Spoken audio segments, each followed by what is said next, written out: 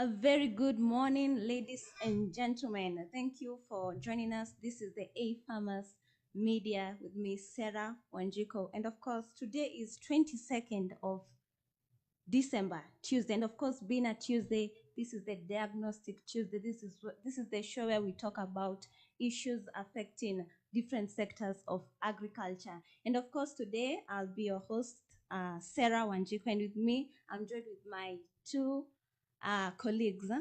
And on my extreme right is Livy Luta. You can introduce yourself. Hi to all, I'm Livy Luta, and I'd like to thank you for the opportunity. Asanteni sana. I'm happy to be here. Farmers, thank you. Yes, and I'm Franklin Samora, the scientist. Yes. And I'm so happy to be here on this Tuesday as we discuss this. Okay, thank you so much. So being a Diagnostic Tuesday, today our topic is majorly soil conservation. And of course, soil is very important in our society. Do you agree with me? Yes. Soil is Mother Nature, and also without soil, of course, there would be no life. And soil is the basis, it's the foundation of agriculture. So we have to take care of our soil. So our topic today mainly is soil conservation. How do you take care of your soil? And let me handle it to Frank. Tell us briefly, what is soil conservation? Now, soil conservation basically is more of practices. I like giving the definition by explaining. Yes. It's more of the practices. It is the practices that help us manage and retain the good vitality or the power of the soil. That is the simplest way I can give it. It is the practices that are adopted to ensure that we have a good soil to its original state or a fertile soil. Fertile soil. Yes. I'll put it. Yes. Though there is a broad definition, but for our viewers, that is the simplest that can go out there. Yes. Luta, can you say just something briefly on soil conservation? What's your rough idea of soil conservation? My rough idea of soil conservation, though I'm not a scientist, maybe ni mkulima, Yes. I would say it's keeping the soil healthy. Yani kuweka udongo uwe na umaana, uweze kupata mazao bora. Yeah, as a mkulima, that's my definition. Okay. Yes. And talking of soil conservation, there's many farmers, or let me say a lot of people, we have failed in conserving our soils. Yes.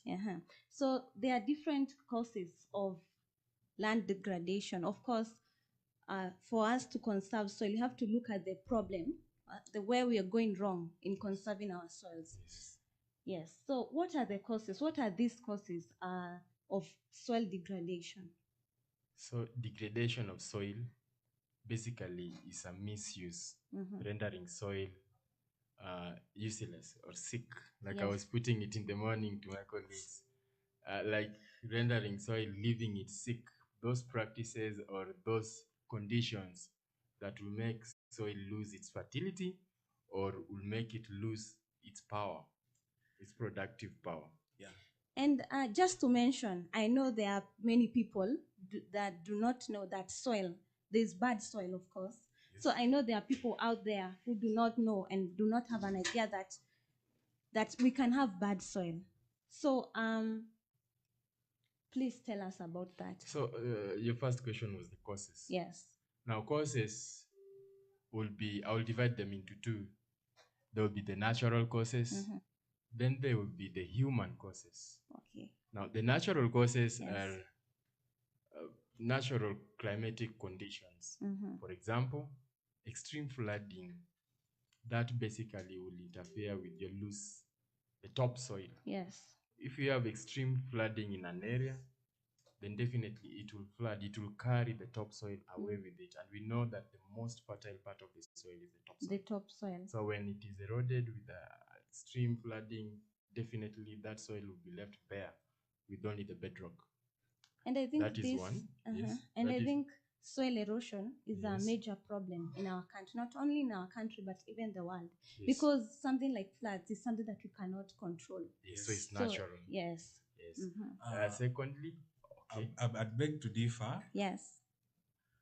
I feel the government can put more effort.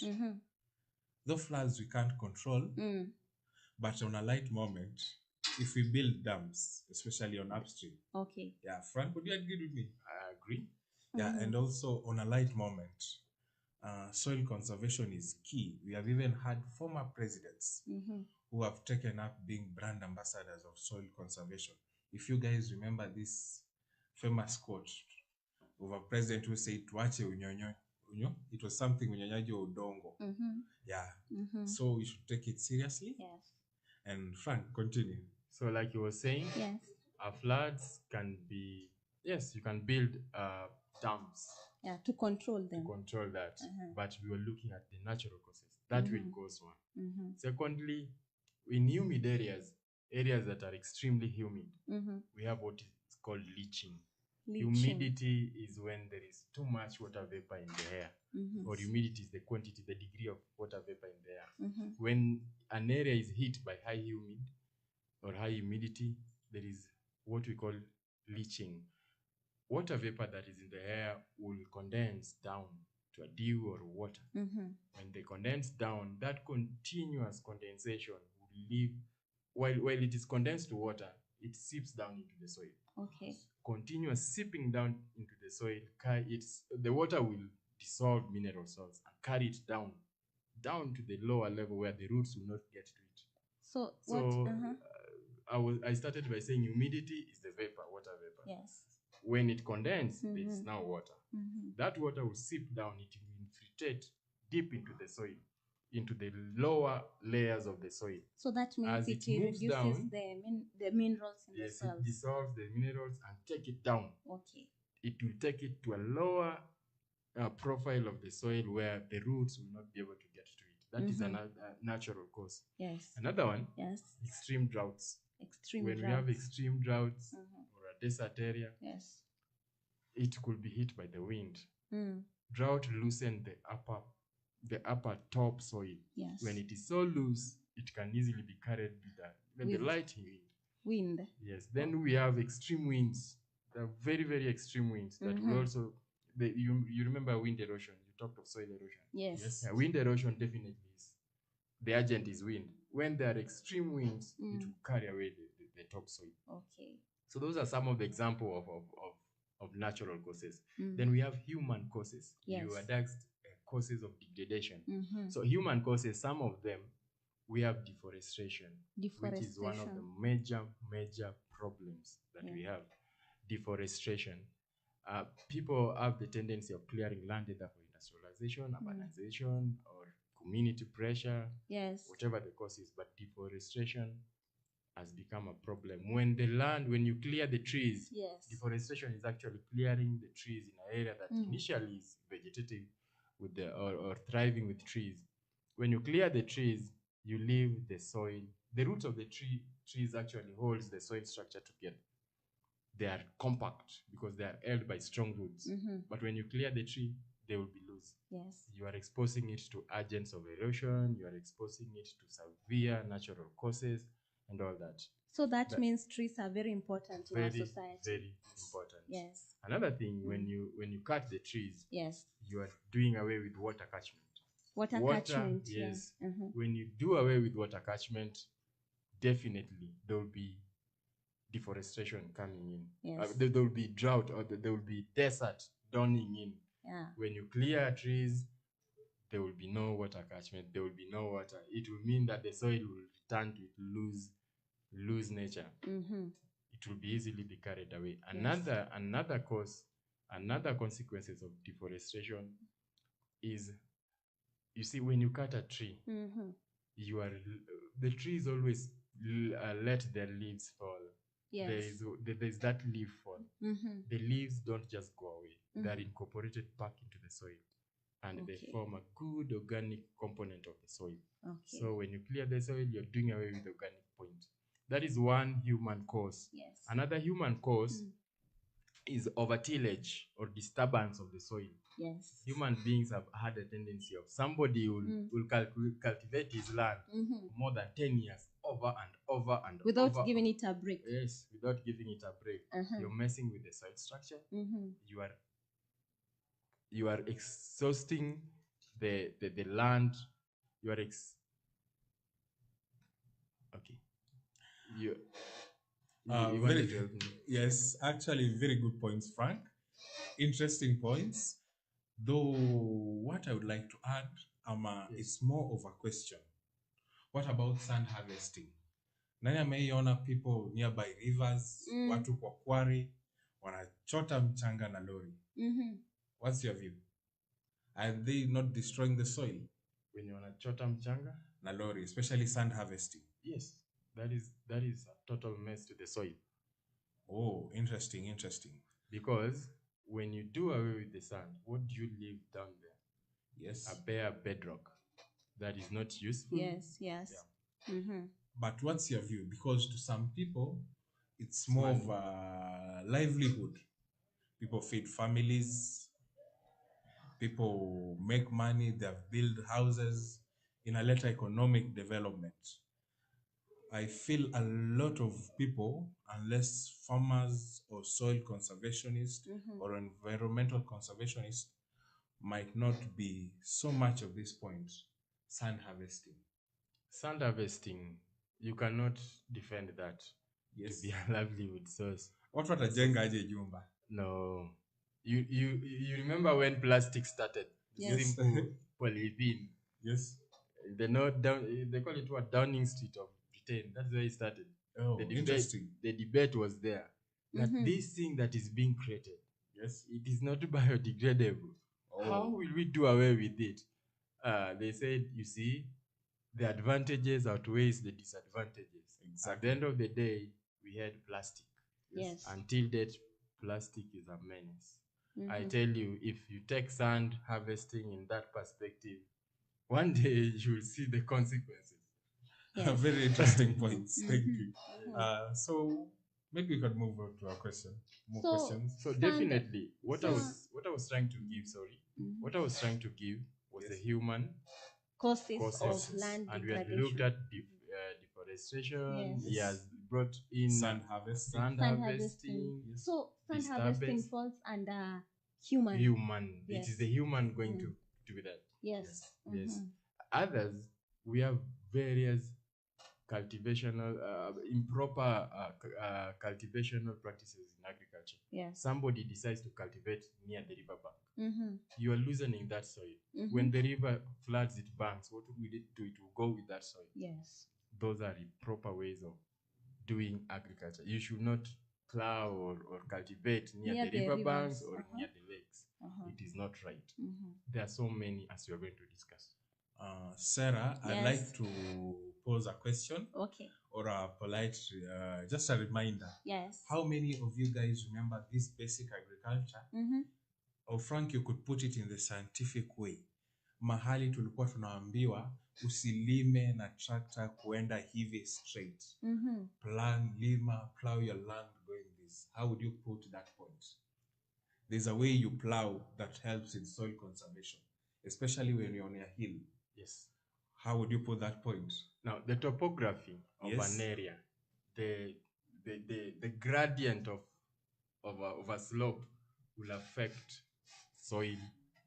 Is one of the things to consider when you're conserving soil. Yes. If somebody is plowing up the hill, that is so wrong. Yes. You should go round the hill. Round the hill. No, not up the hill or down the hill. Down the hill is wrong. You are creating furrows that will be for water. That is one. There will be, when flooding hit or water comes from up the hill, to carry with it the soil that you've loosened. But if you go round, like we call it contours, if you go in a contour way, round, then definitely you are creating a ridge.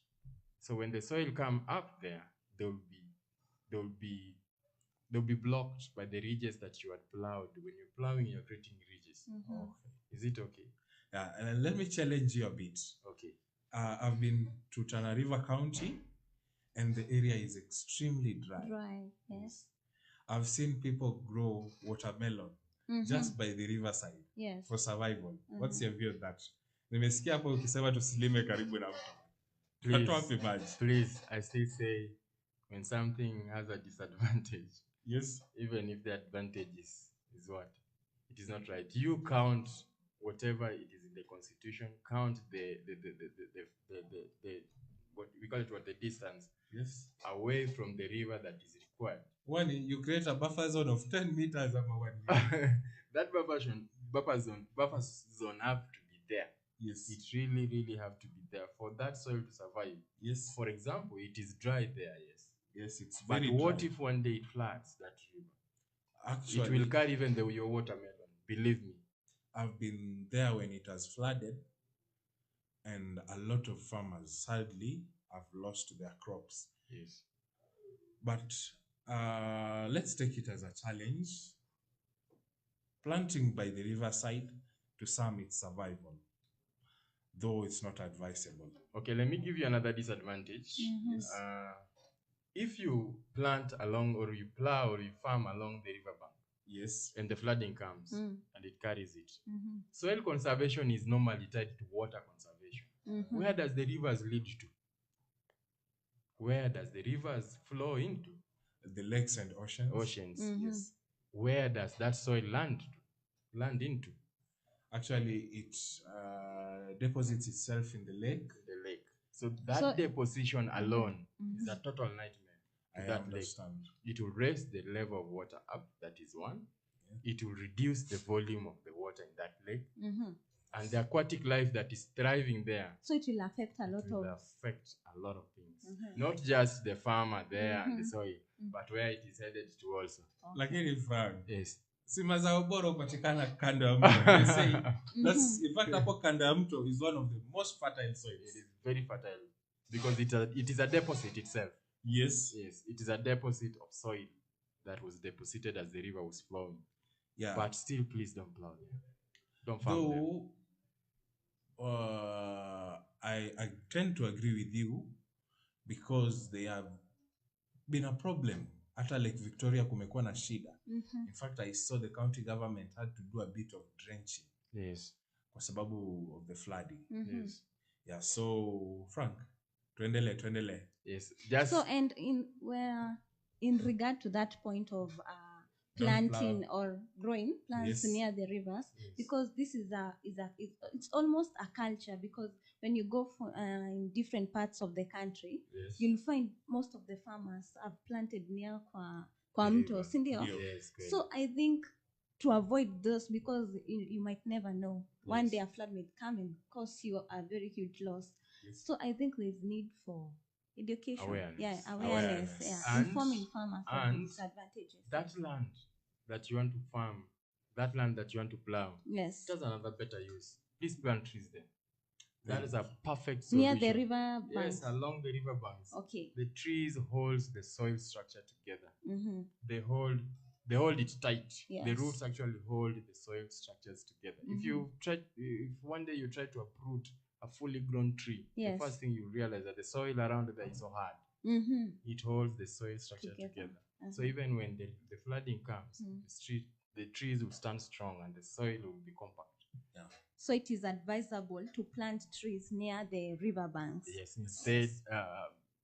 instead of plowing it. Yes. Yes. Okay. Yes. How many remember the story of River Mara? It was dying because guys had actually cut trees upstream. So it's a key point. Yes. Okay. So we have concluded on the natural causes and human causes. Yeah. It's a wide field. There's a lot of things that humans do that are so wrong. But we'll look into them as we move. Just before we conclude, maybe I can bring up an interesting point. What about animal causes? Because I've seen people with 10,000 cows. That can cause a problem to the soil. If it is, we have done natural causes. Yes. We have done human causes. Yes. Give us an interesting point on animal causes. Animal causes.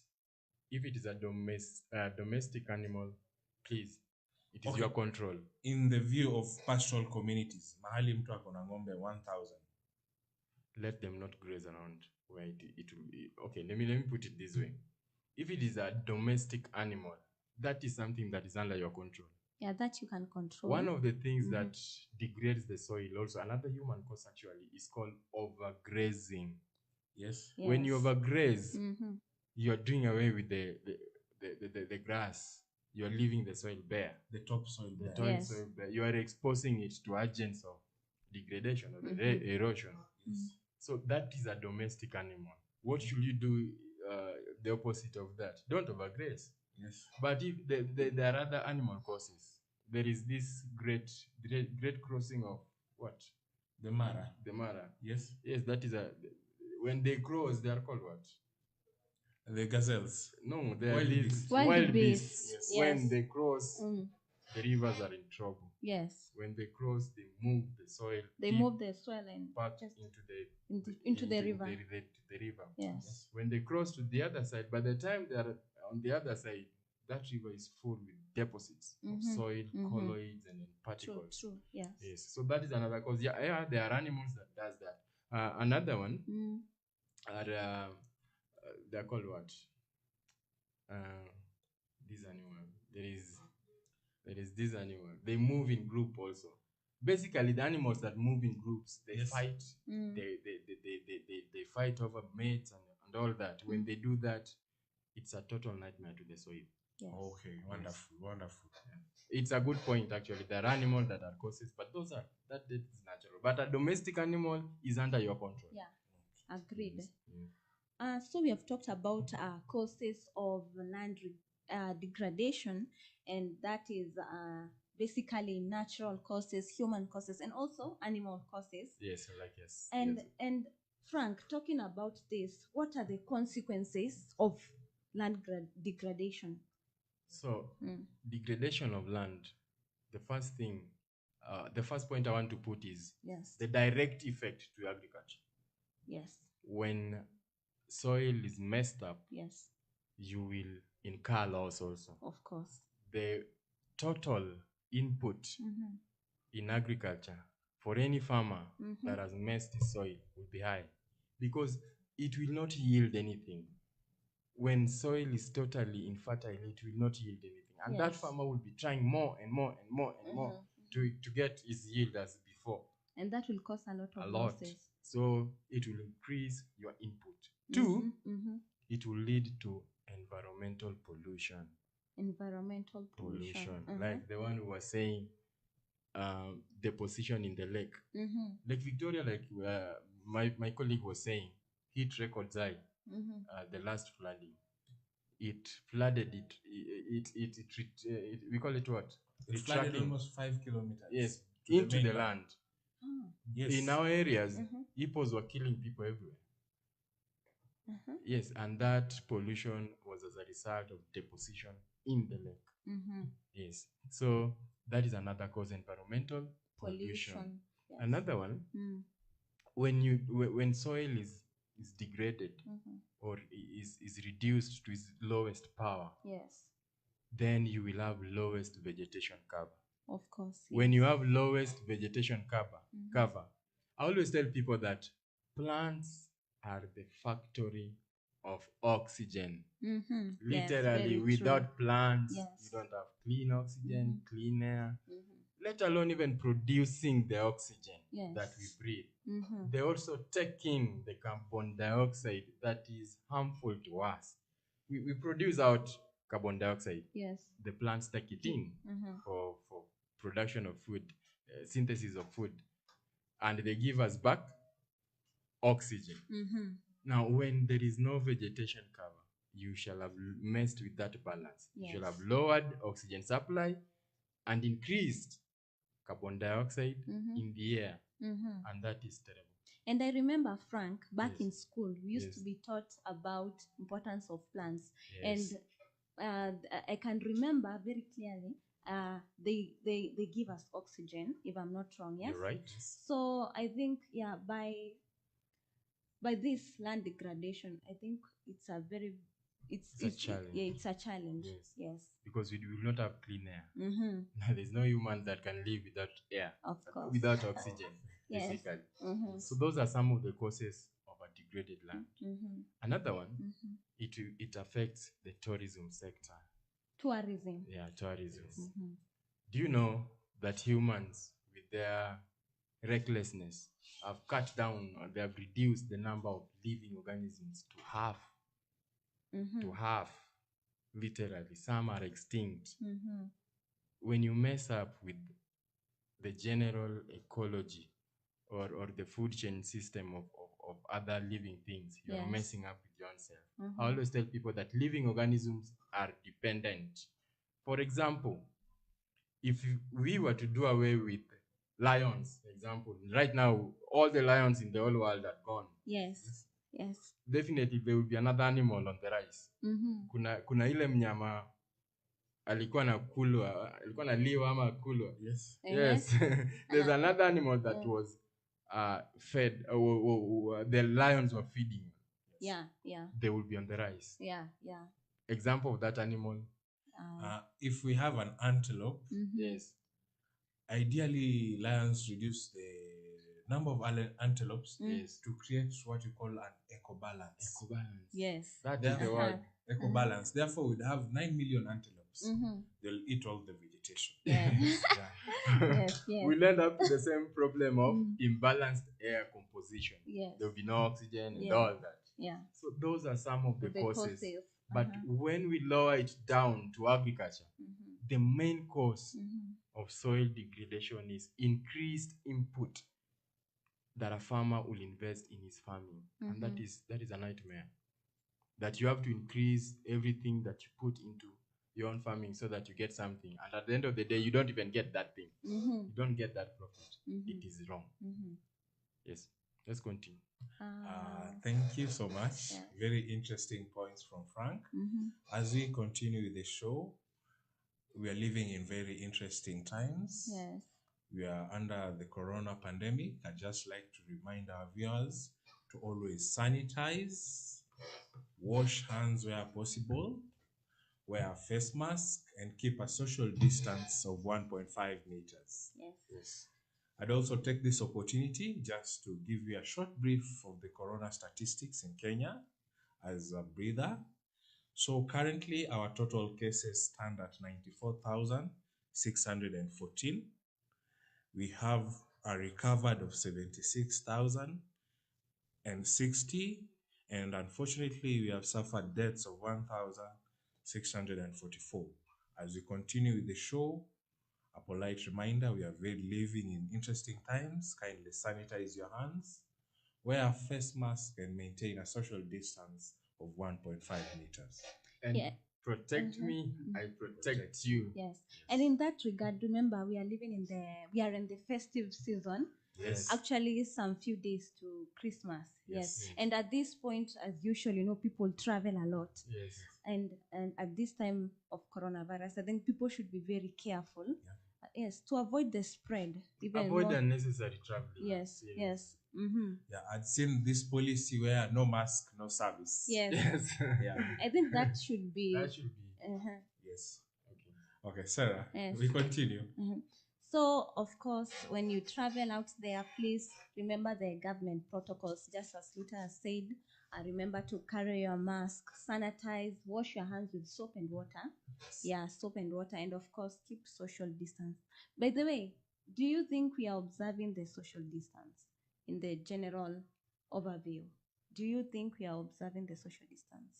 Because I think it's a challenge. So far, the response in our republic has been awesome.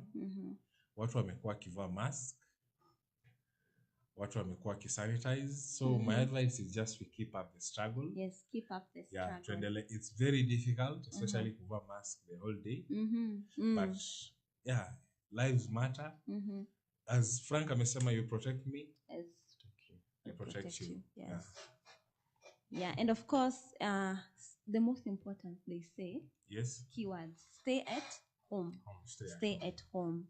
Yes, so we have been talking about soil conservation, the causes, what has affected soil conservation in general, and we have touched on the causes, on the consequences of land degradation, and of land degradation, and the topic is so wide. Very Yes, wide, and very wide, very important. Yes, very important. So we are taking a short break, but we'll be back with more.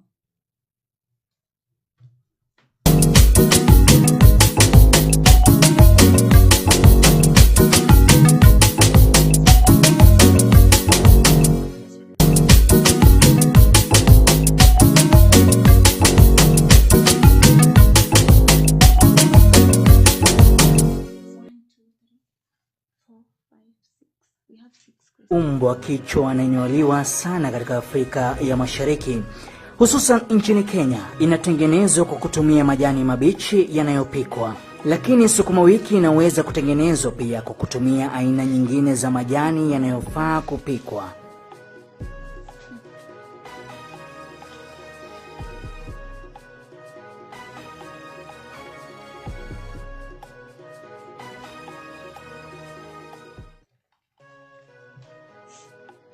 Amaranthus, or locally known as terere, is a highly nutritious vegetable that is cultivated and consumed as a leafy vegetable in many parts of the world. It's easy to grow, matures fast, as it takes an incredible shorter period than most traditional crops. There are many species of Amaranthus, with some green and others red in color. When growing Amaranthus, ensure the soil is well drained and rich in phosphorus, and most importantly, ensure the seeds are well distributed to achieve an even spread when establishing a grain Amaranthus field. Amaranthus is especially loved for its tender leaves and for their healthy dose of ions, vitamins, and a range of minerals.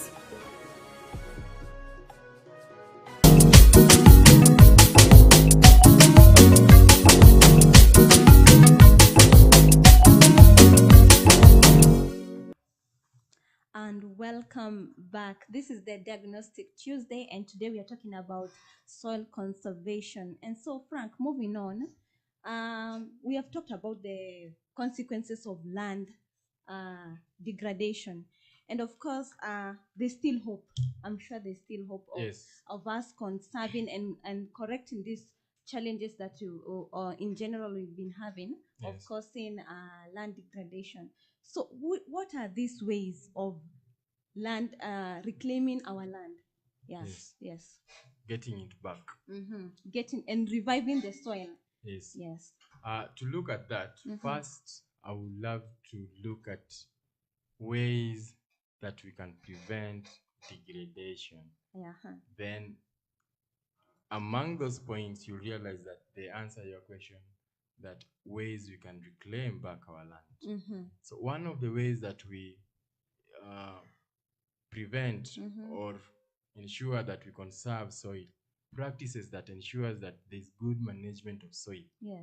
So one, they are what we call conservational agricultural practices. Those practices that a farmer will adopt that is sure is taking care of my soil. I'm conscious of my soil, and my soil is in a good state. So those are things that actually will also help you to reclaim your land. If it had been messed up, how do I do it? You must also know, how do you prevent it? So conservational agricultural practices, one of them is a common one: crop rotation. Rotation. You don't want to plant beans or tomatoes in one piece of land for 10 years. Over season in, season out, you're planting one type of crop. That would be so wrong. One effect that will bring, there will be a build-up. There will be a build-up of pests. There will be a build-up of diseases. Because diseases and pests, some of them are specific to given crops. They're just direct to that crop. So when that crop is continuously there, it will be a hub for reproduction of that pest that is specific to that crop. So what you're telling us, it's best to not to avoid the culture of planting one type of crop continuously. You should adopt rotational system. There are very many rotational programs, crop rotational programs. But the simplest way or to understand it, try and alternate. Plants also are also specific to given minerals. You'll find that the consumption of tomatoes, their consumption of zinc will not be the same way maize will take up zinc. Okay. Maybe zinc is not a thing for maize. I'm not saying it's not a thing for maize, but maybe, example, and is a thing for tomatoes, so that somebody might understand it. Yes. If you continuously plant tomatoes, it will use up one particular mineral. Yes. And that mineral will be insufficient at the end of the day. That soil will be lacking zinc. Yes. One day when you die and somebody want to do another crop, maybe melon, and melon needs zinc now. Yes. Your tomatoes are squandered everything. They have squandered the whole The zinc. whole thing. Or another aspect, if tomatoes are allergic, for example, that is an example, please. If they were allergic to copper, yes, and you continuously plant tomato, and the copper also build up, it will just be there piling. Yeah. At the end of the day, you will have an excessive amount of minerals or elements in the soil is also dangerous. If a soil was to have too much nitrogen is a very important component of soil. Okay. But if it was to be too much, you'll have things like scorching, yellowing of leaves, things like that. Yes. So you should not have that build-up. When you rotate your crops, you're giving the soil a chance to get a new person. I like vivid pictures so that somebody understand. Yes. To get a new person to do things new. Okay. Yes. If things are not done new to the soil, there's a total nightmare. Okay. Build up of diseases, pests, build up of one mineral or exhaustion of one particular type of mineral, things like that. Yes. Also, rotation helps in this way. When you rotate your crops, you could bring in a legume. For example, if you are planting watermelons or onions in one particular place, at the end of the day, maybe the soil is now lacking nitrogen. But when you bring legumes, maybe beans, soya, groundnuts, and all that, all the legumes crops, they will fix the nitrogen back into the soil. So if this season you did onions, next season you do beans, all the nitrogen that was used up in the season of onions, you will definitely have it back when you bring back when you plant your beans. Yes. So crop rotation is important in that way. We have said build-up of pests and diseases. Yes. And it reduces build-up of a particular mineral or exhaustion of a particular mineral. And also it varies various crops. Yes. Like example that I've given, legumes. Legumes will give you the nitrogen. If it is a cover crop that you're alternating, it will build up the soil structure. So crop rotation is very important. That is one of the conservational ways or practices in agriculture that helps. Another conversation, or do you have another one? No, actually very interesting point. Yes. Unfortunately, I'd beg to differ from the business aspect. Yes. Actually, yesterday I was talking about with someone what we call a farm plan. And at the end of the day, we actually said, or we agreed that specialization is key to marketing. What I mean is, if you plant onions, you become specialized in that. Unfortunately, I feel that idea would not go with Frank very well. We had agreed that ukwe mkulima wa zao moja. Kama wewe ni mtu wa kitunguu, wewe mtu wa kitunguu. Watu wa save jina yako kama Frank Kitunguu. But now planting beans, especially kwa biashara. Planting beans, planting the next season for a real-time farmer. See, tulikuwa tunaona specialization is key to marketing, because you have to understand it takes a lot of time to build those contacts. Yes. Kukuwa na mtu marikiti, kukuwa na broker wapi. Therefore, I just wanted to disagree a bit with Frank.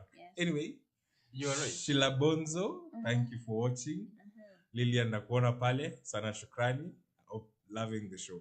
Hey, fine, Thank you so much. And before you go on, I think this issue of specialization, I think is key a to topic. marketing. It's a topic in itself. And I think it's a topic of discussion because even yesterday when we were here during the farm evening drive, we discussed about, is it advisable to mix up your crops, growing different crops in the same land, or specializing? So I think that is a hot topic. You're right. I will come to you, but I will ask Frank is a scientist. Read for us our businessman. Read for us our poll. Our question. Yes. Give me a few minutes. I'll get back to that. It's still streaming in. Yes. Yeah. So, but what I wanted to put across, specialization is good. Yes. It's very good, but please don't do it on the same plot. Okay. Don't do it on the same land. That one, you're not conscious of your soil. You're not minding your soil. I've just given you the effects of planting one crop over and over and over in a particular point. One thing, there will be a lot of diseases building up in that area. Those diseases that are just specific to onions, they will be totally in I don't know, let me put it abundance. Yes. Those pests that are specific to your onions that you've specialized in will be building up. Yes. If onion was consuming boron a lot, at the end of the day, that soil will be lacking boron.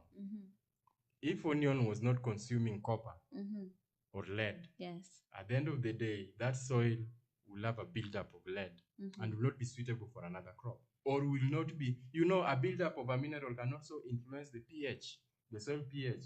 For example, if potassium was to build up or sodium was to build up in the soil to an undesirable level, or above the optimal level, then I tell you that soil will turn to alkalinity. Yes. If your crop wanted the acidity aspect or a slightly acidic aspect, and now you have a lot of potassium because you've been growing one crop, and potassium have built up. The buildup of potassium have messed up with your soil pH.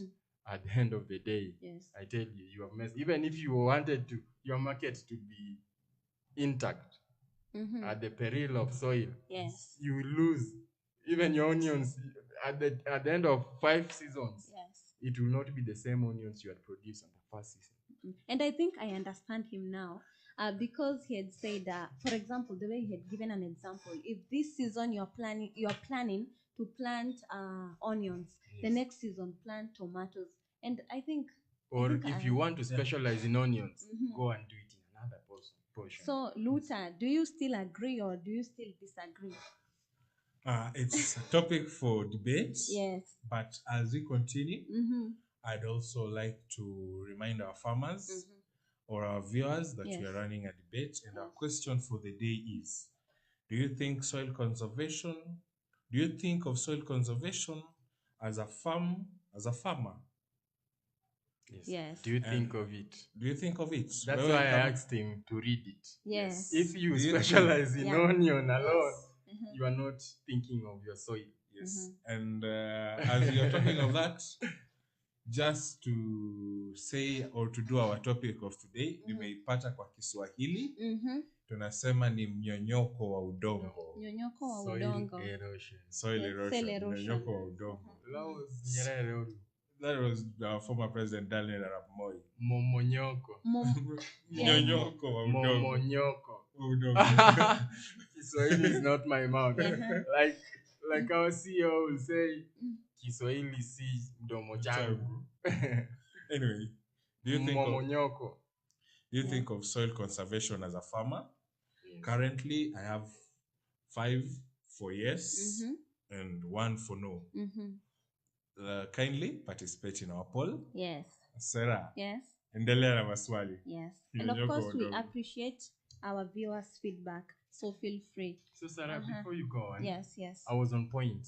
Yes, you had asked me a question of how we can reclaim our land, and I'd rephrased it and said, if you want to understand how to reclaim it, you must first know how to conserve it. Yes. And the first conservation that we have looked at is adopting conservational agricultural practices. Yes. And we have looked at yes. crop rotation. The second one that a farmer must ensure, please avoid over tillage or over disturbance of the soil. We call it minimum tillage of the land. The more you plow, the more you dig, the more you do your thing with the soil, you're disturbing the structure. Once you disturb the structure, you are disturbing the soil aeration. Once you disturb soil aeration, you are disturbing water infiltration. Once it is a total blanket, the things that you are doing wrong to that soil. It's like somebody cutting your eyes off. He has messed with one of your senses. So you have to sharpen another sense. If he cuts another sense, I don't know, it's a total nightmare to the soil when you do that. So minimum tillage. It is good to till, but with moderation. So what you're telling us is to give our lands some break. Space, breathe. Let's give it time. So after you harvest your crop, let your land rest for... let it rest. Yes. I think that's very important. So that is another point. Yes. Interesting point. Like any Frank, how many farmers can afford that? That is... Wacha land ipumzike miaka tatu. That was actually our poll. Do you mind? Yes. Do you think of the soil? Yes. Yes. So if you think of the money and see that 1 year, leaving my land for 1 year. No. Yes. Don't leave it for that year. But I tell you, at the end of 2 years, you'll wish you did. Because it will not be the same soil, I promise you. It will not be the same soil, I promise you, after 2 years. So mind your soil. Think of it as you do your thing. Let's continue. Yes, so another way, crop, I will rush through them without deeper explanation. Crop rotation, minimum tillage. There's what we call cover cropping. Cover cropping, planting crops that hold the soil together. They cover, it's just like the name, they cover the whole topsoil. When they hold the loose topsoil together, they're building that structure. Can you give us some of these examples? We have these beans that is called velvet beans. Beans? Yes. Velvet beans. They grow like they're almost producing suckers. You put one here, and it produces like tendrils. They will cover that whole area. By the time you're looking at them, the whole area it's covered with, it's like the name velvet. Velvet, They will cover the whole place. Okay. There's also another one called sunham. Okay. So basically, the point is, those crops, when they cover the topsoil that way, when they cover that topsoil, they hold the structure together. Yes. Soil structure entails your aeration. Soil structure entails your capillarity. Soil structure entails how water will go deep in, what we call water infiltration. So cover crops are very important. Another importance of cover crops... before you go on, I want to ask, is grass one of a cover crop? Is it? Not all grasses, but most of the grasses are cover crops, but not all. Not all. Yes. So majorly cover crops they are just majorly used for soil conservation, not necessarily growing or harvesting. Their major role is... there are those that are harvested, but there are those that are specifically used for that reason. Yes, if you want to hold your structure together, that is what you do. Okay. Yes. Okay. So that is another one. We will have looked at it deeply. You are just mixing crop in the same land. Okay. What we call intercropping. Intercropping is very, very good. Very, very good. Intercropping is where I decide to grow maize, and besides it, I grow beans. So these beans will be benefited from this maize. That diversity will bring what we call coexistence. Coexistence of beans, for example, with maize, will have, beans actually are nitrogen fixing. They will help the maize. Yes. While they help the maize, the two roots are held on one point. When two roots are held at a given point, that place, what did we say about the roots? They hold the structure together. Yes. And there will be a proper soil cover at that point. So intercropping is another important ways. We talked of those are conservational practices in agriculture. Another one is mulching. Mulching. Okay. Mulching reduces the amount of water loss. Yes. When you have, a good soil must have what we call water retentivity. It must be able to retain that water in there. Yes. But now mulching boosts that. Mulching actually is covering the topsoil even when the crops are in the field, but you cover the topsoil with either old vegetative materials, yes, or another dead organic material. Some people use actually polythene, but it's not advisable. Yes. But mulching helps in that it reduces evaporation, it reduces the rate or the speed of runoff.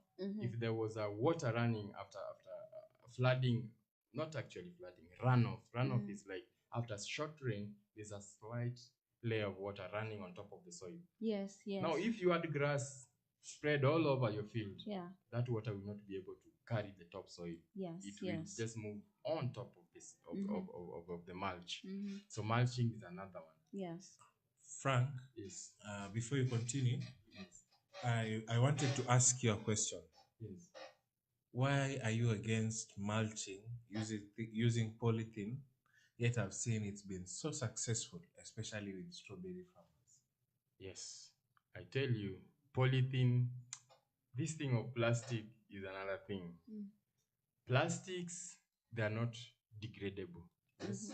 But they leave their particles in the soil. That is one. There's another reason. That is one. When they leave their particles in the soil, they mess up with organisms in the soil. Yeah, and I've always been against mulching using polythene because polythene cuts 100% of oxygen. Yes, per ground. Yes. Therefore, though it's been successful with strawberry farmers, I've seen watu wanaweka juala kwa mchanga alafu wanapanda hapa nini, but I'm not for it. Yes.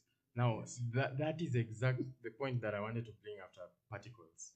When you cover topsoil with polythene, a flat spread polythene, and there are living organisms in the soil that are very important that you look at them. Yes. How is the oxygen going to get to them? Yeah. That is one. Two, for a plant to absorb nutrients from the roots to the leaves, there is a process. Yes. That process is active transport. It is active because it needs oxygen. That's why it is called active transport. So even if you had sprayed your fertilizer, you still need active transport to get nitrogen from maybe your urea or calcium from your can. You need that process to get it there. And that process, active transport, needs energy. Yes. Which component of air requires production of energy requires oxygen. So in the roots, there is requirements of oxygen so that there is active transport in there. So if you cover the topsoil with polythene, how are you going to get that oxygen in the roots? So for absorption of nutrients, it will be literally you are messing. Yes. So those are some of the conservational ways. There are so many.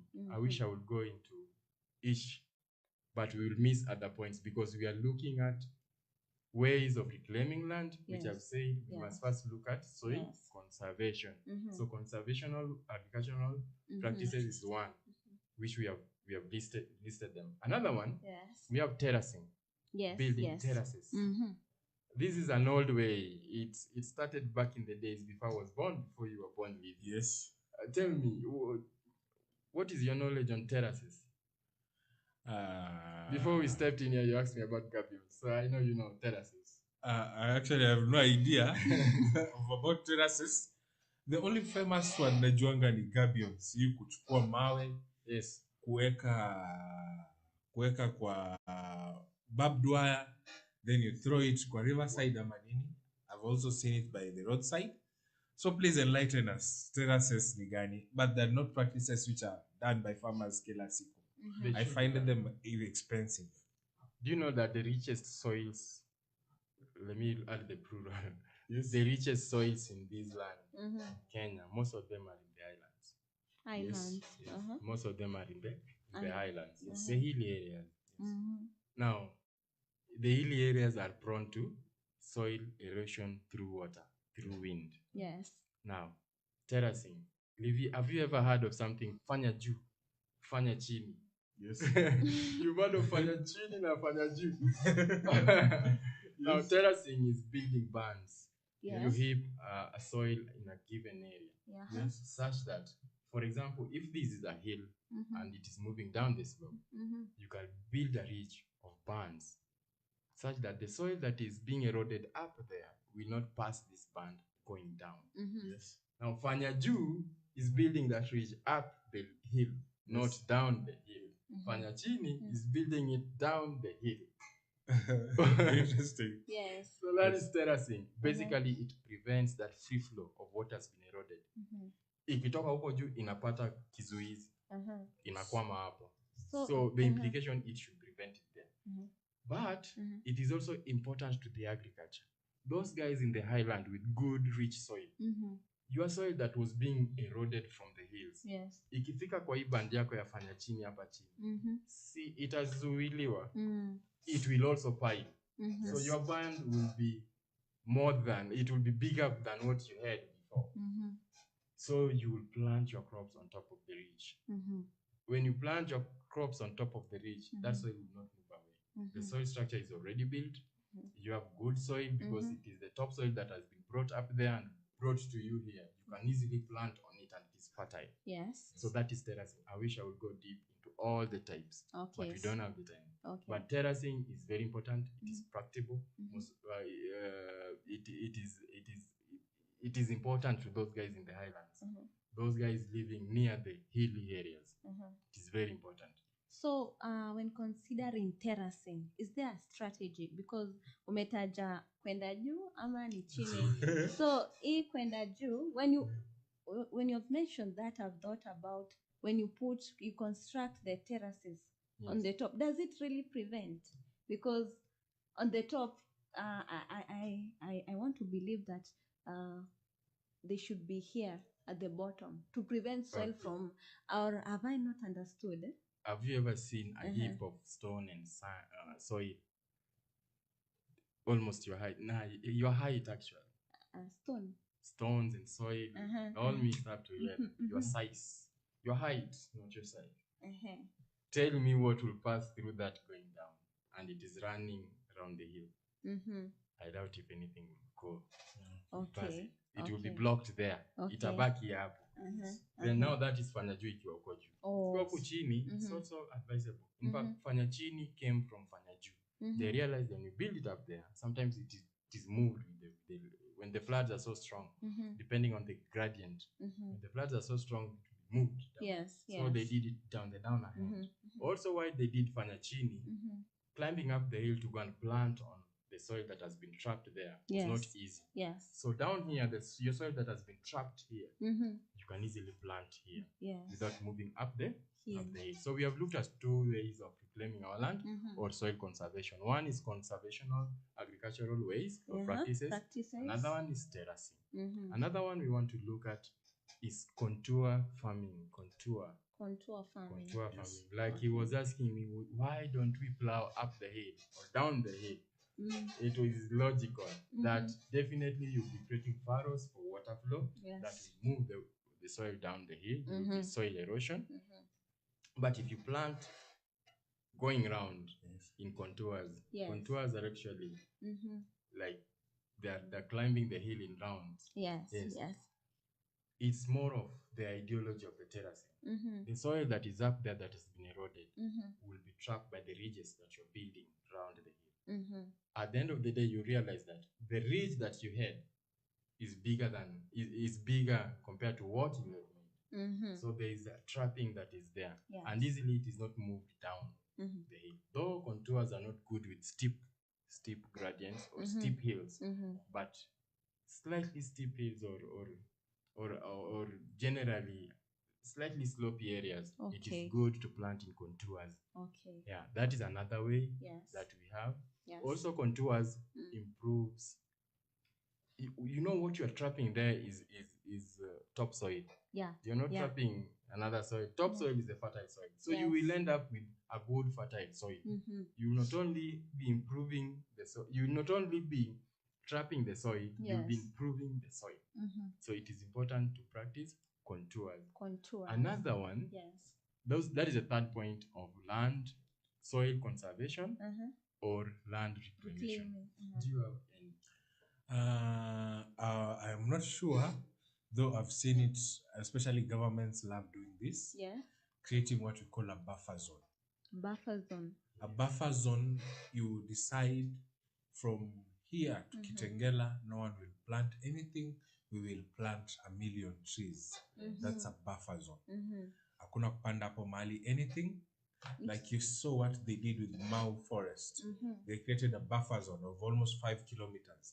Then they did almost 10 million trees. That's part of the soil conservation. Yes. That is important.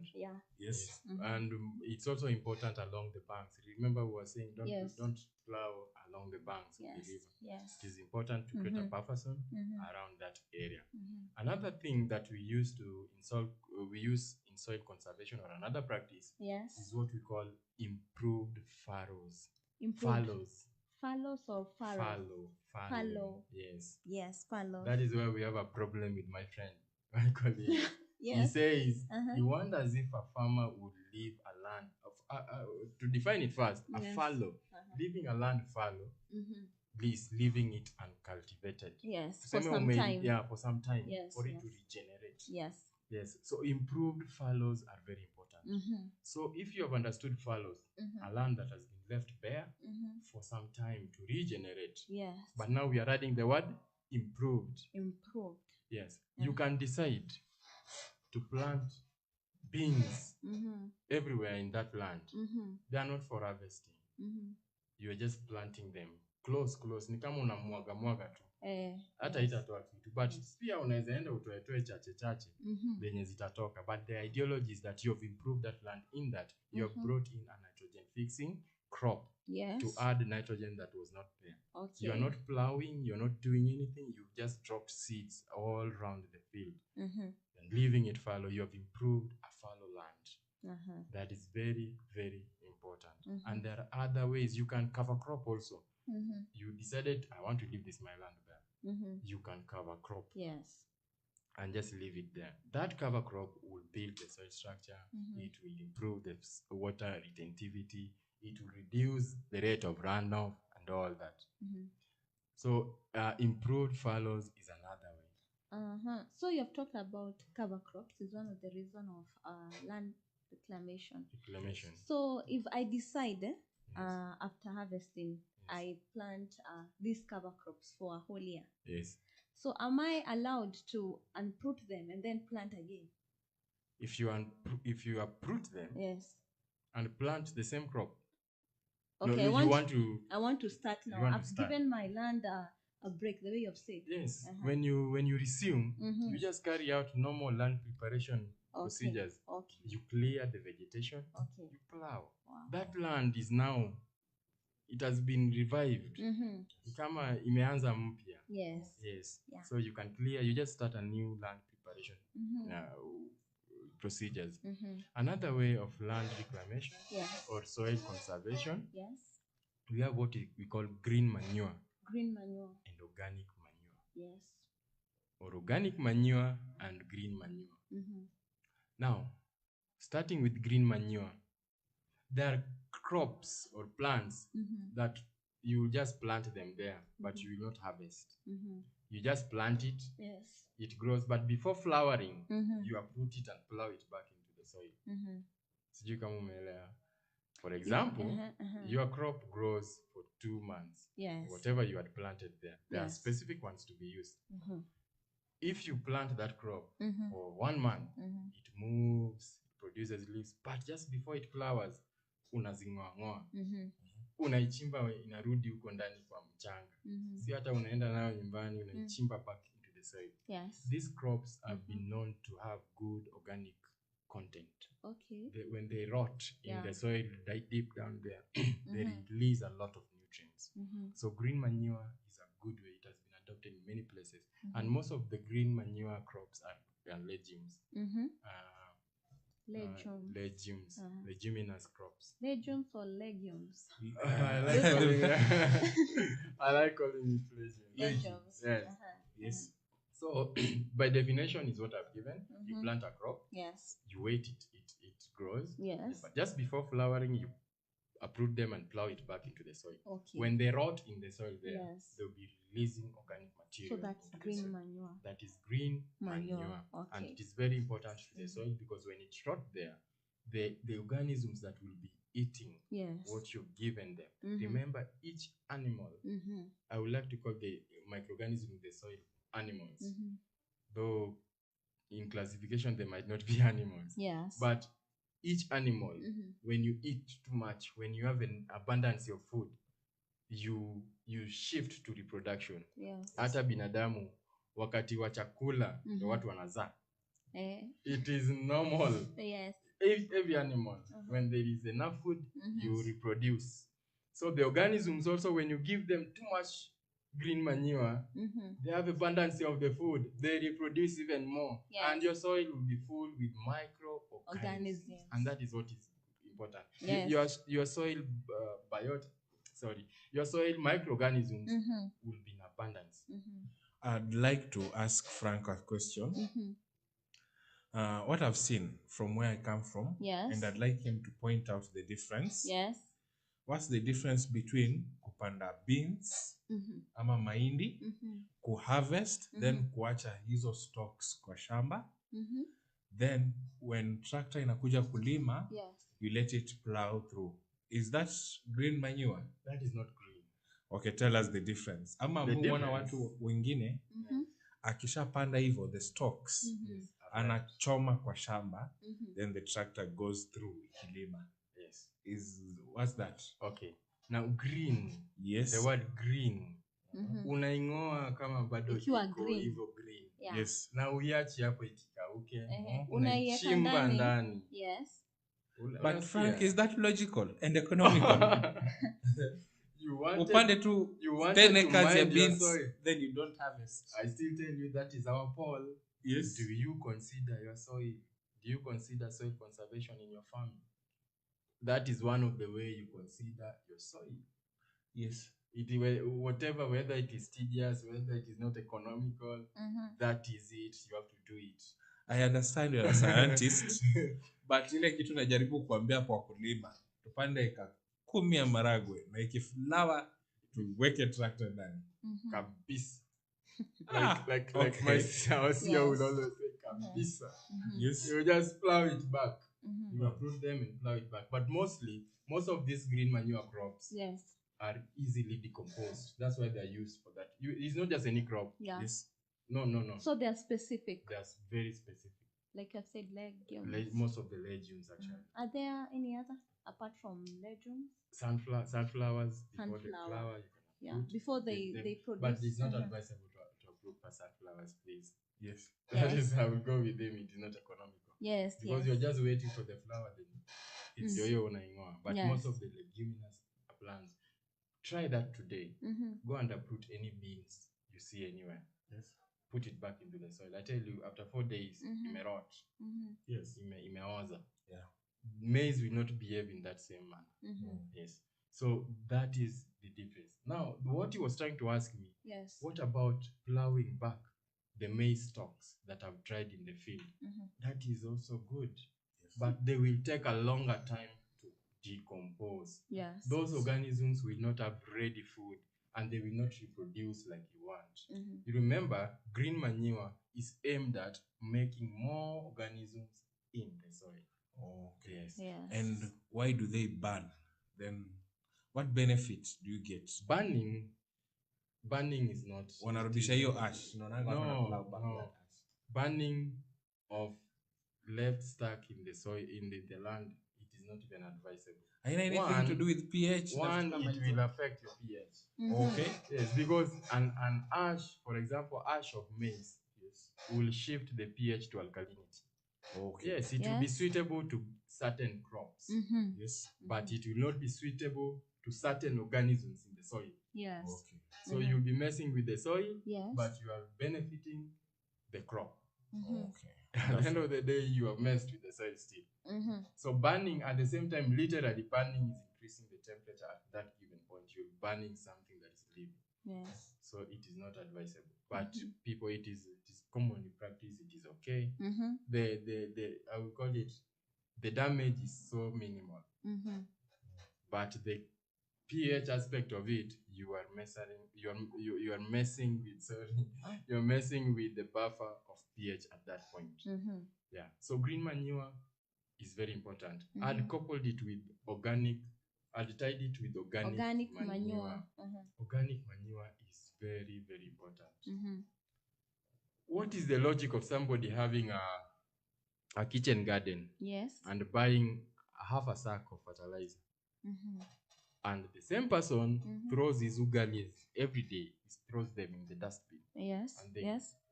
hizo gari za takataka zinakuja zinazibeba. What actually is that person doing?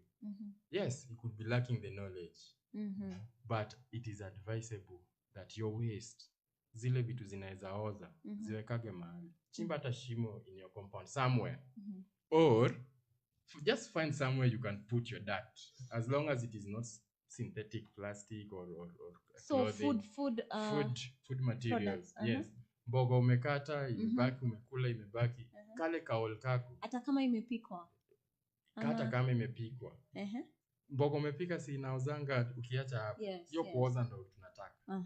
Hiyo kuoza kwake ndo muhimu. So kale ka ugali kako ingizaga tu hapo. Just throw them there.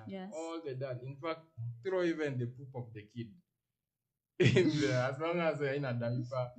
Just throw them there. What we are trying to do is to build microorganisms around that place. When you have built, the moment you put them there, you umeweka chakula.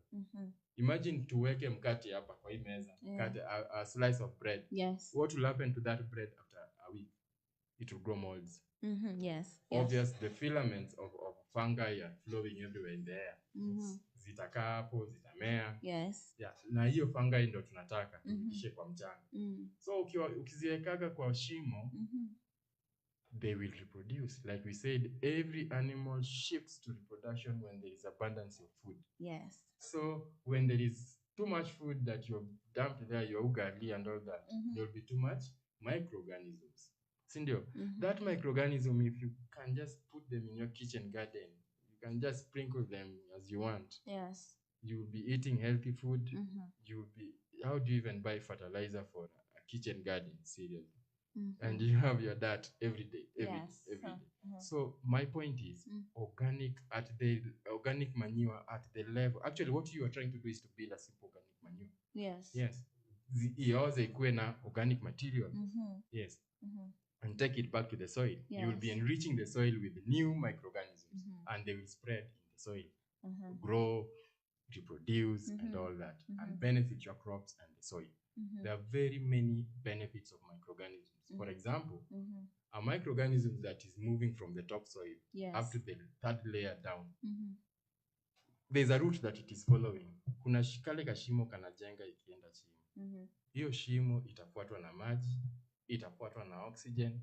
So that organism is improving your soil aeration. Kuna oxygen inaingia na hiyo shimo inatembea nayo ndani ya mchanga. At the same time, kuna maji inapita the same place. So water infiltration and aeration. So those organisms are very, very, very important. That's why you add them to your topsoil. So organic manure is very important. That is the level of kitchen garden. Was just to bring what you should do to take back to the soil. Your organic matter should rot and you take them back there. In agricultural level, if you are a livestock farmer, please ensure that your manure, kwe kuku, kondoo, mbuzi, hold them heap them at a point. If you can build a compost pit, do that. If you cannot, just heap them.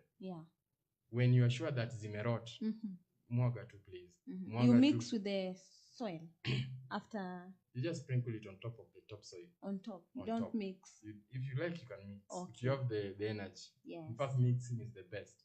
But even just sprinkling it, still the organisms will go deep down the soil. That was the point. Organic manure and green manure. My last point on reclamation, Yes. I'll rush because there are so many. Mm-hmm. Another one is what we call rotational grazing. Rotational grazing. Yes. Yes. Or paddocking. Yeah. Yes. You've heard about that. Yes. Some years back. Okay. Yes. Okay. Even now. Okay. You Yes. cannot graze young ombes in one piece of land day Yes. in, day out. Yes. You are messing with this vegetative cover. Zitakula yote, the soil will remain bare. When the soil remains bare, you are in trouble. Yes. You are exposing it to agents of erosion. It will lose its structure. Once it loses its structure, it will lose many things, like I was saying, infiltration and all that. Yes. So those are basically some of the ways of soil conservation or land reclamation that I can give. But there are so many. There's what we call cut-off ditch, retentions, gabions, like I was asking. Yes. There are so many. Yes. Those are some of the good examples. But the one I want you to note is the conservational agricultural practices. That is at the level of a farmer. It moves with our pole. Yes. Please, it is easy. Just do minimum tillage, crop rotation, mulching, cover cropping, intercropping, proper spacing. Yes. Ni zile vitu tu unafanya tu hapo kwa shamba yako. Or another important point in all those points, there is that green manure and organic manure. Please cut it. So those are the ones. Yeah. So we have just mentioned about the ways of reclamation, and I think we have touched not all, but some. Some most important. Yes. Most important. And so Frank and Luther, so we have reached at this process of land reclamation or soil conservation, how to reclaim or to revive the soil. Yes. And just an example, I've already done all these processes. I've done terracing, intercropping, and also practicing those conservation practices. And I'm wondering, what are the qualities, what are the properties of this fertile or good soil? Yes. Good question. Yes. Qualities or characteristics of fertile or good soil. Yes. I'll give my colleague first chance. Okay. Definitely it starts with production. High yields. Or am I correct? That's the first one. That's why you are using it. Yes, high yields. Yes. Frank, give us something more scientific. Yes. Presence of organic matter. In fact, that one. Yes. That's what is going to give you high yield. Yes. Yes. Now, the amount of organic matter or organisms in the soil matters. You must have adequate organic matter. Adequate microorganisms in the soil. Yes. The bio content of soil must be at its bar for it to quantify as a fertile soil. Yes. Under soil testing, soil testing is an analysis. People normally just test the pH. Yes. Please test for the organisms. There is a proper lab will test for organisms. The amount of organisms you are having in that soil. Yes. It is important to do that. Another thing, a good fertile soil has good soil aeration. Good soil aeration means air inaweza pita ndani venye inataka. Easy movement of air, easy circulation of air in the soil. Iko na tushimo ndani. It is loose in a way but still intact in its structure. Yes. Yeah. So a good soil aeration is the second one. The third one is a good soil capillarity. Capillarity. Yes. Capillarity means the ability of water to rise up in the soil. To rise up. Ikuje juu. Water. Si maji lazima inyonywe. Yeah. Maji lazima inyonywe iende kwa leaves, si ndio? But now zile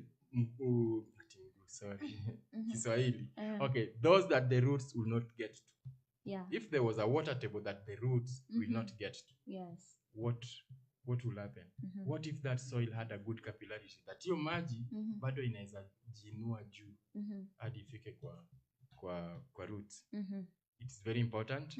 Your soil must have a good capillarity. And capillarity, is it the same as drainage, soil drainage? No. Or there are two different things? In fact, drainage and the capillarity is the opposite of the two. Drainage is ability of water to sink down. Okay. Yes. Or to move away. Okay. Yes. So capillarity is the ability to rise up. So we have looked at 3. Yes.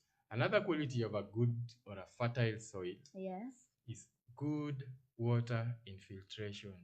Maji lazima iweze tembea ndani, ingie hadi chini.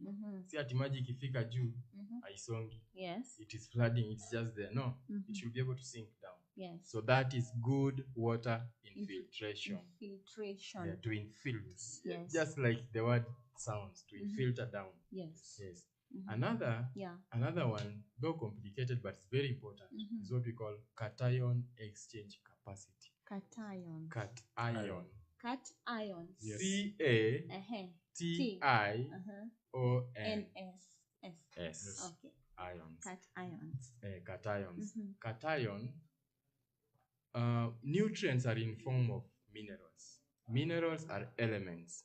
We were talking of sodium, potassium, calcium, phosphorus. Basically, there are 3 that you cannot miss in the soil. If you miss those 3, your soil is in a mess. That is NPK. NPK. Those 3 minerals you should not miss. The nitrogen, the phosphorus, and the potassium. You should. K is for potassium. Yes. You should not miss those 3. Others will be there. Those are the macronutrients actually. They're called macronutrients. They should be in correct proportion. Not more. Wengine watasema abundance of nutrients. No. Correct amount of nutrients in the soil. Yes. That one has to be there. Now, cation exchange is in this way. That potassium or that nitrogen haiwezi nyonywa na mimea hivyo in its simplest form. Basi ingekuwa inainyonya hata kwa air. Even the air has nitrogen. But in the soil, there's a form of nitrogen that can be absorbed. It is called the ion form. Ion form is more scientific. We will not go into that. But the ion form of nitrogen, calcium, potassium, sodium is what can be absorbed by the plant. Now, cation exchange capacity of a soil is more of a balance. If you have too much potassium in the soil, definitely you will miss sodium. Sodium runs away from potassium. Ni kama maadui. Yes. So you must have the correct level of potassium so that sodium can survive. So that cation exchange capacity has to be there. Most of the minerals are in that form. Moja inachukia ingine. Hii ikiwa mingi ingine ina decline. So inafaa kuwa ikuwe na hiyo balance. So cation exchange capacity has to be there. You must have the correct one. So the next one, that is number? That's I think you have said around 4 points. 4 points. Yes. There are more than. More than that. So another good fertile soil. What will I say? Capillarity, infiltration, aeration. Correct amount of nutrients, abundance of biota or microorganisms. Correct amount of humus. It's so many. Let's just continue. But that is basically the foundation of a good fertile soil.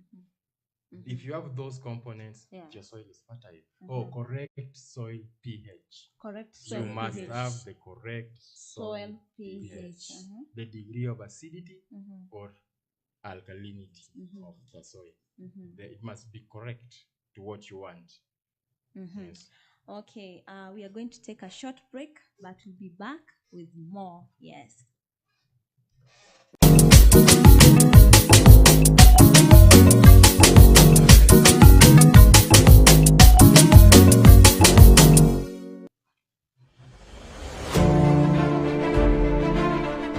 Coronavirus disease is now spreading within counties in Kenya, from person to person through contact with droplets when an infected person speaks, coughs or sneezes, or through touching contaminated surfaces and objects. Anybody with a weakened body immunity has a greater risk of contracting coronavirus disease. People living with pre-existing medical conditions such as HIV, cancer, TB, diabetes among others must adhere to their treatment to strengthen immunity and therefore should ensure they have a constant supply of necessary medicines. Contact your clinic or health facility for information on how to access treatment. Help others within your network to access adequate supply of essential medicines. Ensure that you remain connected with your local networks for any support, and follow the medical guidelines provided by your health facility to prevent coronavirus. Remember to stay updated with information on coronavirus using only trusted reliable channels. For more information on COVID-19, call 719 or dial *719#. COVID-19 is preventable. Protect yourself, your family, and the community. This message has been brought to you by the Government of Kenya and its partners.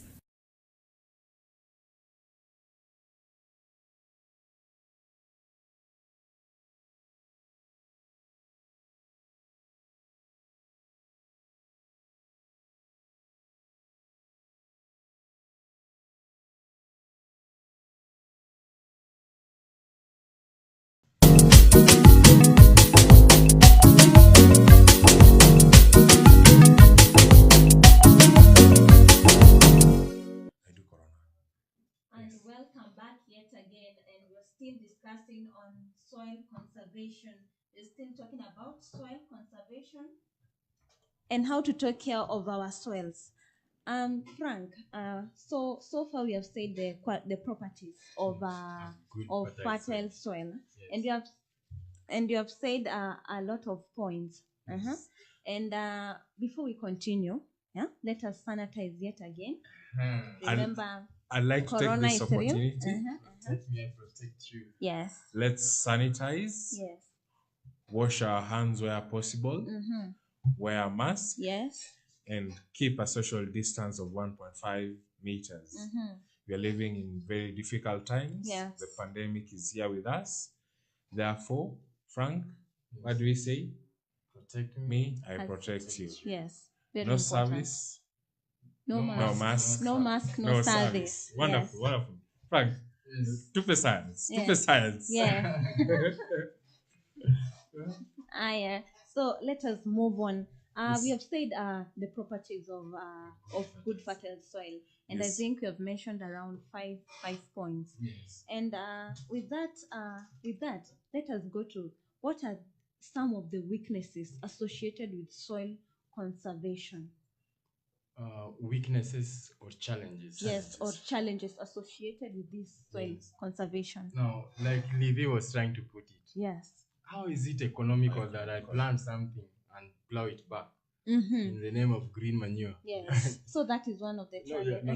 Before that, yes. I'm just trying to explain. Okay. 2, how is it economical that I leave my land further For 3 years. Yes. A farmer will ask himself that or herself that. Now, that is a challenge that is there. Most of the practices that are involved in soil conservation Yes. are not economical. Yes. Yes, most of them are not economical. They are looked at as if they're expensive. Yes. But I tell you, they're the right way. Soil, like you had introduced it, you yourself, yes. that is a mother nature. Yeah. So there is no shortcut. Yes, we know it is not economical. It is a challenge. Yes. But you have to mind the health of your soil. You have to. Yes. Another challenge, imagine you have to move stones or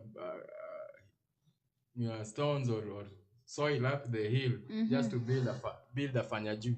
It's labor intensive. It is labor intensive. It will take your time. Yes. And in fact, that is another point. They are time taking. They take a lot of time. And it is also tedious and it is laborious, like he's saying. Okay. So those are some of the things that when somebody looked at, they say, no. Another one, most of them goes against the traditional norms. They go against the customs. Yes. You go and tell somebody acquired his land through ancestral way, and you tell him, you see along this lake, I don't want to see you here. Yes. You will not have it easy with that guy. Okay. Yeah. So some of them are not easy with people. They don't think that it is practical. It is actually okay with them. Okay. Yes. So those are just some of them. Yes. Livy, do you think you have another point? Actually, I tend to agree with Frank. Yes. the good outweighs the bad. So far, we have had only 2 points. It's not economical for modern day farming, and it's labor intensive. But so far, the good outweighs the bad. Yeah. Okay. And moving on, do you Yes. have anything to add on? No. So moving on, what are some of the challenges faced by the public in conservation? By the public. Yes, by the public. Yes, by the public. There is this thing I was reading called macroeconomics. Macroeconomics As one of the things that people face. Yes. You find that somebody decides that a large tract of land, he has to plow and plant a cash crop. Yes. A cash crop. You know, cash crops take quite a land. Yes. And that person will clear the whole land. When you clear the whole land just to plant watermelon or plant whatever, or plant avocado is good. Yes. Plant whatever crop you want to plant. It is not right. So most of macroeconomics, people looking for money, but at the end of the day, they clear large tracts of land just to plant a cash crop. That is a challenge. Okay. Somebody else is conserving the soil, while you're clearing large tracts of land just to plant. Then there is also what we call liberalization. Liberalization. Yes. People believe the agrarian way that my father left this land for me. Yes. So whatever I do with it is mine. Okay. While the government insists that no, this land, you have to do this and this. Yes. It becomes a challenge to a farmer. He feels nimelazimishwa. Yes. So it becomes a problem. Yes. The government wants to see it done. Then they see it agrarian way. It is my dad who left this. Yes. So you cannot just come and tell me anything. Another one. Frank, I'd like to ask a question on the public aspect. What about a lot of soil conservation measures deny the public land ya kulima? Have you not seen watu wanapigania mau, watu wanataka shamba kulima?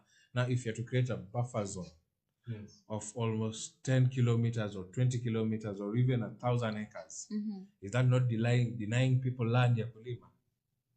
Challenges. Come again. Inanyima wakulima nafasi ya kulima. The space. Yes. In that space, what are they building? Afforestation? Or what? Yes, vitu kama hizo. Okay. Yes. In fact, his point has reminded me one thing, a very important point that we left out. Okay. One of the ways that we conserve soil that I must not fail to mention.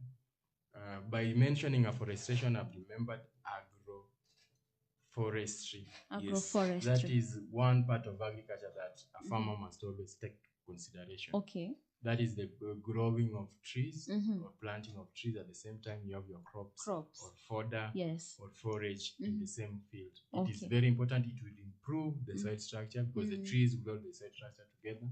The crops will benefit as an undercrop or undergrowth to the trees. The trees will act as a water catchment or a windbreaker. At the same time, the crops that you've grown there will be rotting and producing organic matter. Agroforestry have a wide advantage. That was just by the way. It's a point that we left out. Coming to his point, for example, afforestation is done like it was they did in Mao. Yes. Now, I've always said the world is moving to a point that we have to decide. Either 2 decades from now, we have an inhabitable earth where I'm not saying we will be dead all of us after 20 years, but I'm saying it will not be a pleasing place to live in. It will not be it will be inhabitable. Haitakuwa mahali pema pa kuishi. The air itakuwa chafu. Do you know the air in south of India as we speak?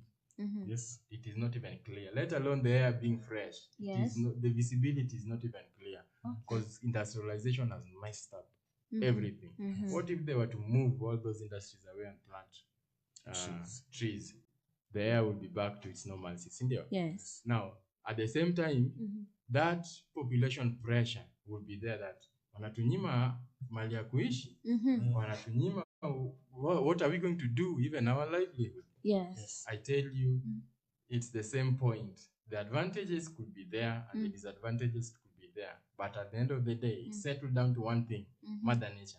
You have to take care of what holds you here on earth. If you can't take care of that in the name of I have to live, you will not even live.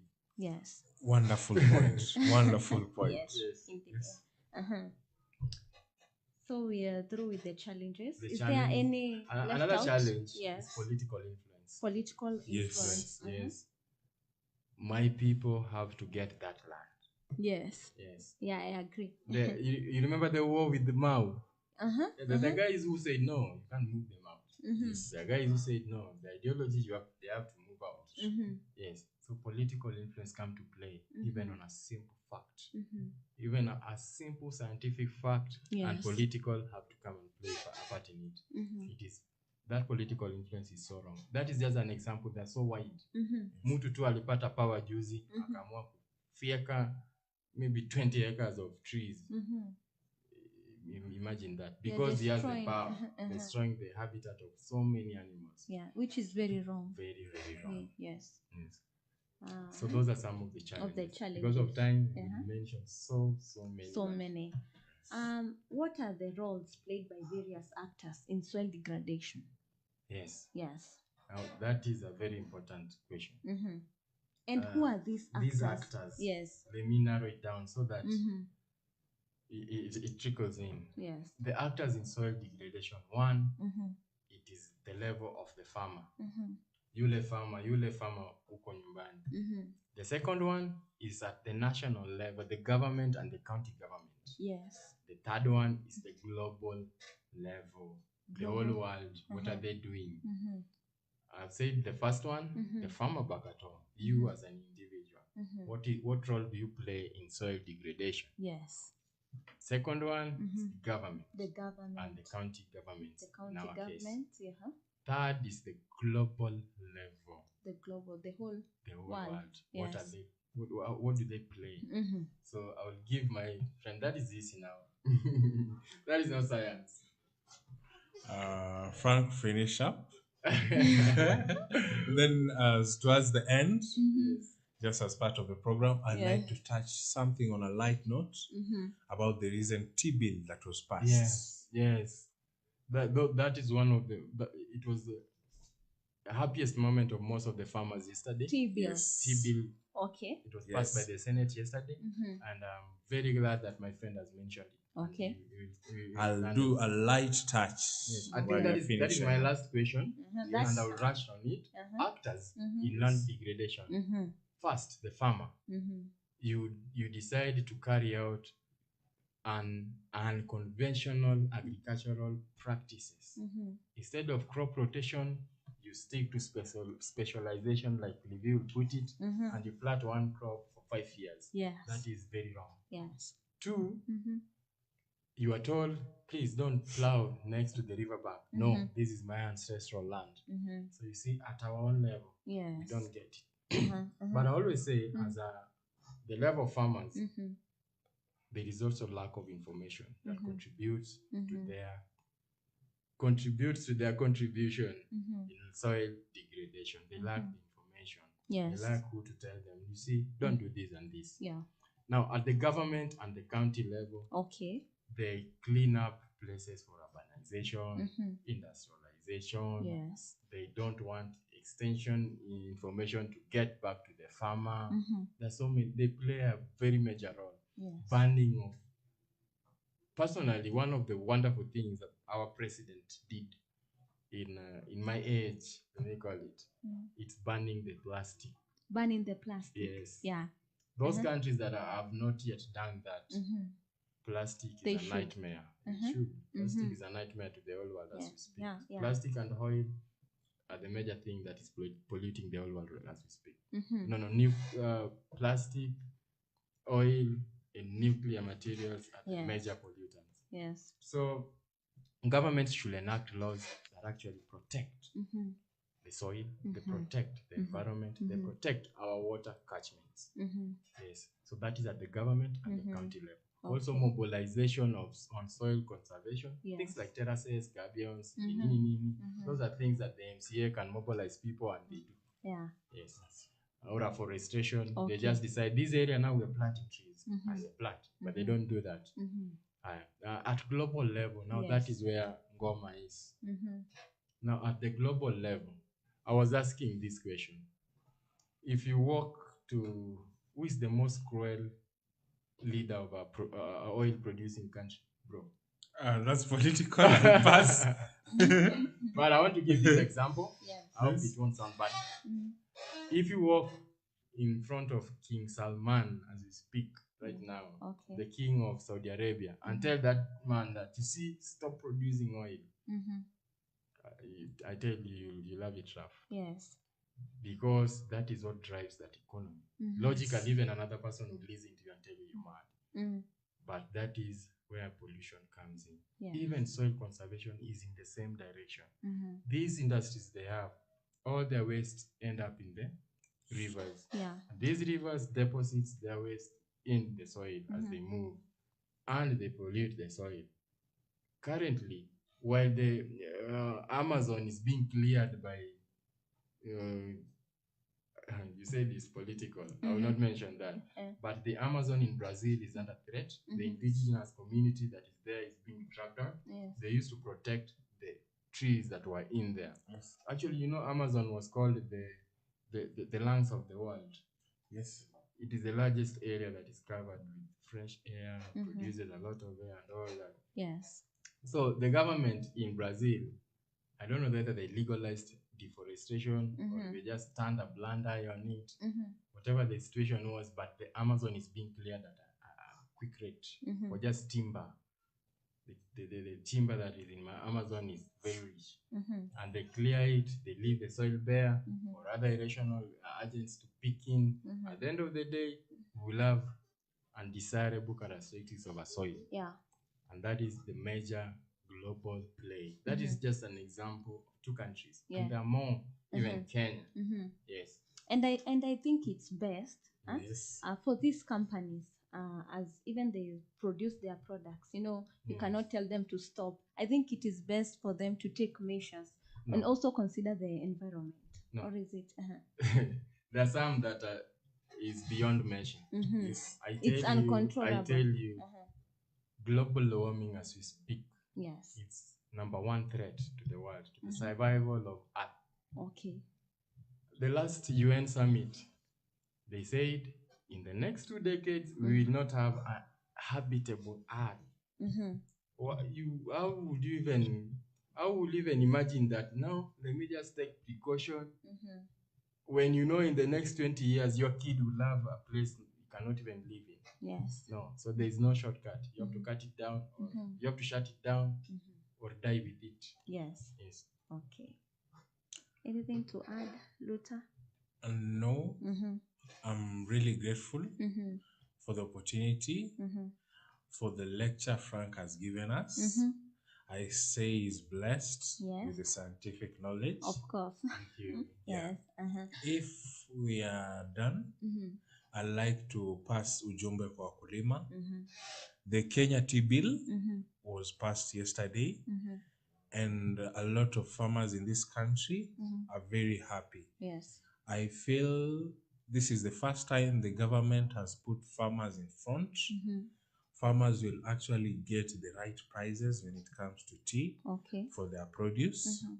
This bill also brings back KTDA. Yes. Therefore, in a cut all brokers, now Mikora, it also brings the vital and the most important part of which a lot of industries, including the sugar industry, are forgotten.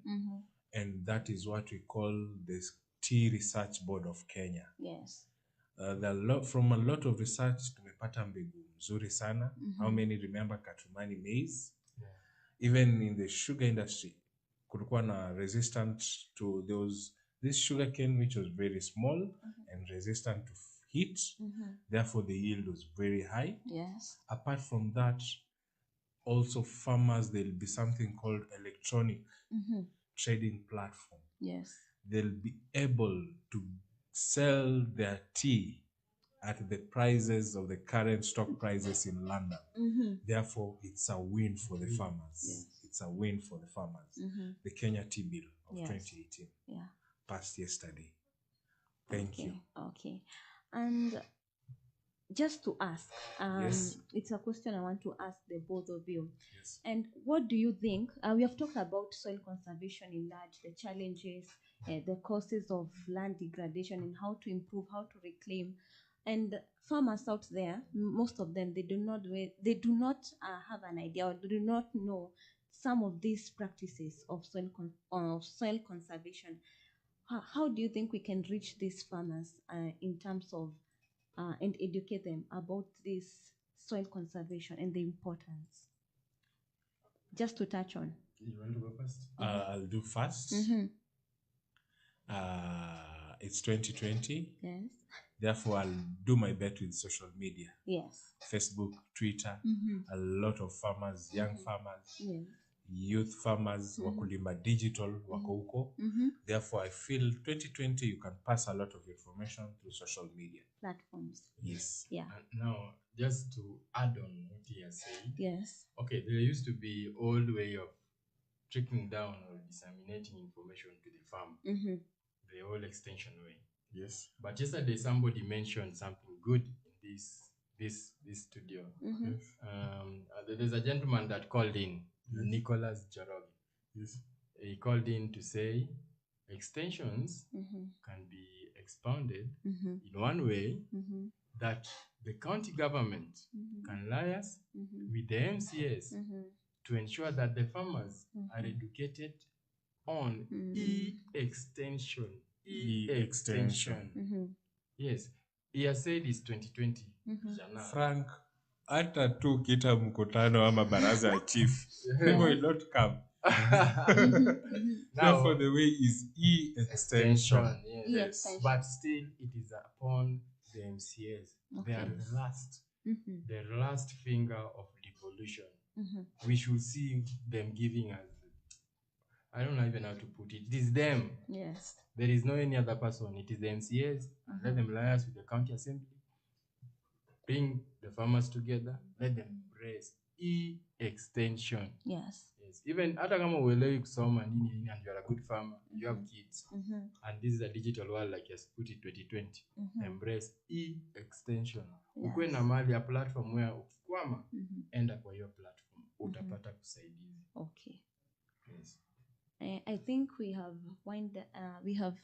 at least you've touched on most of the points about soil conservation, and from what we have from our discussion here, we have come to know that soil is a very important aspect in our society, and we should it's the responsibility it's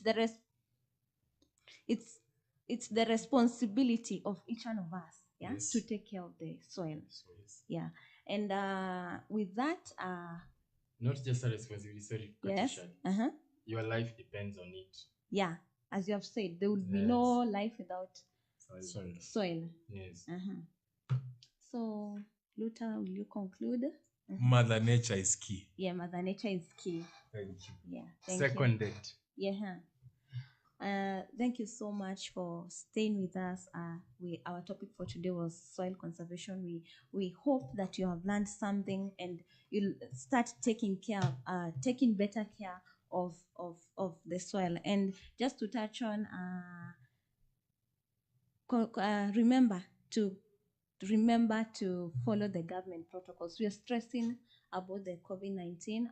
That is, wear your mask, do not touch your eyes and nose, avoid touching your face, and sanitize, wash your hands with soap and water, and also most importantly, keep social distance, and also stay at home if there's no reason for you to go out there. This has been the Diagnostic Tuesday, and I've been your host for today, Sarah Wanjiko, and also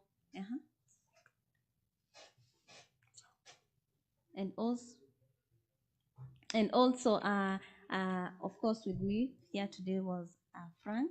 Yes, and you've given us a very good topic. We have discussed, I think we have learned so much on soil conservation, and also thank you for your contribution. Thank you so much, Luther. And also I'd like to thank our able producers, Hayden Habib, and also and Mercy Cherano, and also shout out to Mr. Noana Sialin and everyone who was a part of this production. Thank you so much. Yes, thank you.